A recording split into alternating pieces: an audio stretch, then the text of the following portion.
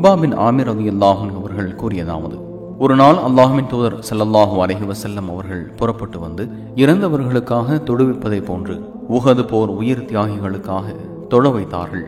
பிறகு சொற்பொழிவு மிம்பர் மேடைக்கு திரும்பி வந்து, உங்களுக்காக நிச்சயம் நான் மறுமையில் காத்திருப்பேன், உங்களுக்கு நான் சாட்சியமாவேன். மேலும் அல்லாஹ்வின் மீது ஆணையாக நான் இப்போது அல் கௌசர் எனும் எனது தடாகத்தை காண்கிறேன். எனக்கு பூமியின் கருவூல திறவுகோள்கள் அல்லது பூமியின் திறவுகோள்கள் வழங்கப்பட்டுள்ளன. அல்லாஹ்வின் மீது ஆணையாக எனக்கு பின்னால் நீங்கள் இறைவனுக்கு இணை வைப்போராக மாறிவிடுவீர்களோ என்று நான் அஞ்சவில்லை. ஆனால் உலகத்திற்காக நீங்கள் ஒருவருக்கொருவர் போட்டியிட்டு மோதிக்கொள்வீர்களோ என்றுதான் நான் அஞ்சுகிறேன் என்று சொன்னார்கள். சஹீஹுல் புகாரி 6426.